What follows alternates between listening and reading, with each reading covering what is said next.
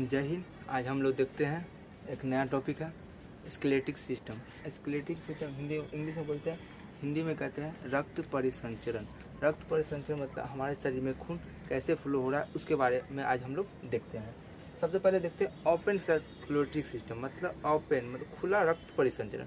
खुला रक्त परिसंचरण का मतलब होता है वैसा जंतु जिसमें खून बाहर बाहर ऊपर ऊपर फ्लो करता हो। जैसे आप लोग घींगा को देखे होंगे, सितुआ को देखे होंगे, एक सितुआ घींगा या एक तिलचट्टा आप लोग घर में देखे होंगे। उसमें क्या होता है कि ऊपर ऊपर उसका खून फ्लो हो रहा है। अगर आप तिलचट्टा को मार दीजिएगा तो खून एकदम तेजी नहीं बहेगा, एकदम स्लो स्लो बहेगा, जहाँ पर वहीं मर जाएगा। तिलचट्टा का खून वैसे ही वाइट होता है। वाइट इसलिए होता है क्योंकि उसमें हीमोग्लोबिन पाया जाता है। तो आप ओपन समझिए। अब आगे देखते हैं क्लोज रक्त परिसंचरण। क्लोज मतलब बंद रक्त परिसंचरण। बंद रक्त परिसंचरण उसे कहते हैं वैसे जंतु जिसमें खून अंदर में, मतलब अंदर में उसका खून बहता हो। ऐसे स्तनधारी आ जाता है, मनुष्य आ जाता है, हम लोग में अंदर में बहता है। तीसरा आता है मिक्स रक्त परिसंचरण।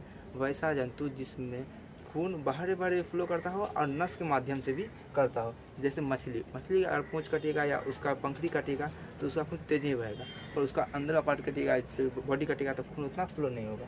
आगे हम लोग देखते हैं रक्त परिसंचरण। इसका जो इसके बारे में बताया था एक साइंटिस्ट है जिसका नाम है विलियम हार्वे। विलियम हार्वे एक साइंटिस्ट था जिसने बताया था कि जंतु में खून कैसे बहता है। इसके बारे में बताया था विलियम हार्वे नाम के साइंटिस्ट ने बताया।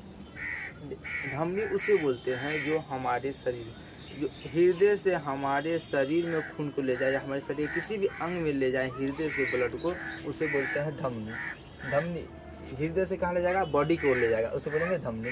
इसमें प्रेशर ज़्यादा होता है। प्रेशर मतलब एकदम स्पीड में निकलता है, फुल तेजी में से निकलता है, स्पीड में रहता है, जिसके कारण से ये गहराई में पाया जाता है। धमनी गहराई में होता है, शरीर के गहराई में धमनी होता है। इसमें क्योंकि प्रेशर ज़्यादा होता है और ऊपर में रहेगा फाड़ के निकल जाएगा, प्रेशर नहीं रहेगा तो ये शरीर के अंदर में होता है। ये मोटा होता है, धमनी मोटा होता है, इस कारण लाल होता है, वाल्व नहीं होता है। इस जो धमनी में वाल्व नहीं होता है। वाल्व उसे बोलते हैं जो कोई भी दरवाजा हो एक ओर से खुले एक ओर से नहीं खुले, उसे वाल्व कहते हैं। इसीलिए यहाँ पर हम बताए हुए हैं, आगे आपको हम बता देंगे। इसमें क्या कहते हैं, धमनी में वाल्व नहीं होता है। उसके बाद आता है इसमें धमनी में क्या होता है कि शुद्ध रक्त बहता है। कि शुद्ध रक्त का मतलब ये नहीं होता है कि पूरा एकदम पूरा साफ रहना। शुद्ध रक्त का मतलब ये होता है जिस रक्त में ऑक्सीजन मिला होता है उसे शुद्ध रक्त कहते हैं। तो धमनी में कैसा रक्त बहता है, शुद्ध रक्त बहता है। ये आप लोग देख लिए। एक क्वेश्चन होता है, एक क्वेश्चन उठाता है कि फुसफुस धमनी, जिस धमनी से, जिस नस से हमारे हृदय से ब्लड फेफड़ा तक जाता है उसे बोलते हैं फुसफुस शिरा। तो वहाँ पर अशुद्ध रक्त होता है और उसे धमनी कहते हैं। जो वाली क्या कहते हैं, हृदय से रक्त को जाता है फेफड़ा को अशुद्ध होने के लिए, और उसमें अशुद्ध रक्त होता है क्योंकि उसको धमनी बोलते हैं। तो आपको हम पहली परिभाषा देते हैं, हमारे बॉडी से किसी भी अंग में पहुँचे, हृदय से किसी भी अंग में पहुँचे या किसी भी बॉडी पार्ट में पहुँचे उसे धमनी कहेंगे। ठीक है, ये क्लियर हो गया। आगे हम लोग देखते हैं शिरा के बारे में। शिरा को बोलते हैं इंग्लिश से वेनस बोलते हैं। शिरा के बारे में जानते हैं, शिरा कैसे कहते हैं।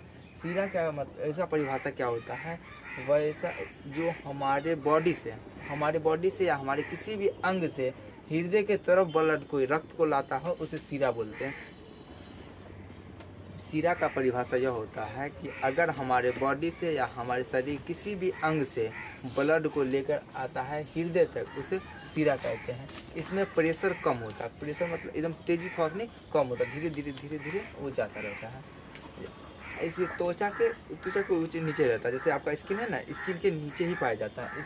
और इसमें वाल्व होता है। टिक लगा दीजिए, मतलब इसके अंदर वाल्व होता है। ठीक है, देख लिए वाल्व यहाँ आप देख सकते हैं, शिरा के अंदर वाल्व लगा रहता है। इसी प्रकार से वाल्व लगा रहता है। अब देखिए आगे यहाँ ये पतला होता है। शिरा जो होता है पतला होता है, जो आपको इसलिए आपको अपने स्किन के ऊपर दिखाई देगा, हल्का हल्का दिखाई देता होगा, जो उसे नीला कलर रंग में हल्का नीला होता है। इसमें अशुद्ध रक्त होता है। शिरा में अशुद्ध रक्त होता है। और शुद्ध रक्त का मतलब ये होता है कि उसमें ऑक्सीजन मिला नहीं होता है। अशुद्ध रक्त उसे कहते हैं जिसमें ऑक्सीजन मिला नहीं होता है। इसमें CO2 मिला रहता है। CO2 का मतलब कार्बन डाइऑक्साइड मिला रहता है। फिर यहाँ पे इसमें भी एक क्वेश्चन उठता है कि फुसफुस शिरा में शुद्ध रक्त होता है, पर वो फुसफुस शिरा क्यों है? शुद्ध रक्त धमनी होना चाहिए पर शिरा क्यों है? फुसफुस शीरा शीरा इसलिए कहते हैं क्योंकि इसका परिभाषा आपको हम बताए हैं। यदि आपके बॉडी से रक्त को हृदय तक लाएगा तो उसे शीरा बोलेंगे, चाहे उसमें शुद्ध या अशुद्ध उससे नहीं। यहाँ पर दो ही जाएगा, एगो फेफड़ा में जाएगा वहाँ पर अशुद्ध रहेगा फिर भी उसको धमनी कहेंगे, एगो फेफड़ा से क्या कहते हैं हृदय में लाएगा खून को शीरा बोलेंगे, पर उसमें इसमें शुद्ध होता है इसमें अशुद्ध होता है। ठीक है, तो इसका देख लिए। अब हम लोग जानते हैं आगे कि हमारे शरीर में खून को फ्लो कैसे करता है, फ्लो कैसे होता है आगे, जिसे कहते हैं शरीर में रक्त का मार्ग, मतलब खून बहता है कैसे। तो हमारे शरीर में सबसे पहले हृदय, क्योंकि दिल ऐसा नहीं होता है, दिल होता है जो आप इसके बाद वाले चैप्टर पढ़ाएंगे हृदय के बारे में, उसमें आपको हम दिल बनाना सिखा देंगे। ये दिल नहीं होता, नॉर्मली हम लोग समझने के लिए ऐसा दिल बना है। हमारे शरीर में खून जाता है पहले दिल में जाता है, दिल में होता है, दिल प्रेशर, दिल बोलते हैं ना हृदय, हिंदी में हृदय बोलते हैं, इंग्लिश में हार्ट बोलते हैं। हृदय से क्या होता है, प्रेशर मारता है तो महाधमनी में जाता है, हृदय से प्रेशर मारेगा महाधमनी में जाएगा, उसके बाद धमनी में जाएगा, उसके बाद छोटी धमनी में जाएगा, उसके बाद केशिका में जाएगा, कोशिका नहीं केशिका में, केशिका उसे बोलते हैं जहाँ पर एकदम पतला पतला नस होता है उसे केशिका बोलते हैं। जिस पर ऐसा आप आँखों में देख सकते हैं, आँख में देखिएगा हल्का हल्का लाल होगा, उसे उर्दू में सुर्ख बोलते हैं। सुर्ख आप लोग गाना सुने होंगे, सुर्ख आँखों में काजल लगा हुआ है, रुख पे बादल सजा हुआ है, ऐसे आए हैं मैयत पर मेरे जैसे शादी में आए हो। खैर ये गाना आप लोग सुने होंगे। ये सुर्ख का मतलब होता है लाल, अब केशिका मतलब समझ गए। अब देखिए जब केशिका में जाता है तो वहाँ से वापस भी आएगा ना, मालूम चला उधर रह जाएगा, उधर रह जाएगा, मान लीजिए किसी ऐसा फूल गया कुछ भी हो सकता है ना, तो केशिका से वापस आता है, केशिका से जब वापस आता है तो छोटी शिरा में आता है हमारा रक्त, उसके बाद शिरा में आता है, उसके बाद महाशिरा में आता है, फिर उसके बाद हृदय में आता है, उसके बाद फिर यहाँ पर से ऑक्सीजन मिलता है, उसके बाद फिर दोबारा ऐसे ही फ्लो होता रहता है। पहले जाएगा महाधमनी में, उसके बाद धमनी में, छोटी धमनी में, केशिका में, उसके बाद छोटी शिरा में, महाशिरा में। तो आज के लिए इतना ही था, बस आई लो हम लोग देख लिए रक्त परिसंचरण, ये इतना ही हो गया। अगला वीडियो हम लोग बनाएंगे हृदय का। आपको अगले वीडियो बताए थे कि हम हृदय में बनाएंगे, पर हृदय में हम नहीं बना पाए क्योंकि हम लोग को पहले नस के बारे में जान लेना चाहिए। नस के बारे में जान लेंगे, उसके बाद हम लोग हृदय में बताएंगे पंप जो करता है ब्लड कैसे कैसे आगे बढ़ता है, वो हम लोग इजी समझ आएंगे। इसीलिए पहले हम आपको इसीलिए नस के बारे में पढ़ा दिए। आपको अगर स्क्रीनशॉट लेना है तो आप स्क्रीनशॉट ले सकते हैं।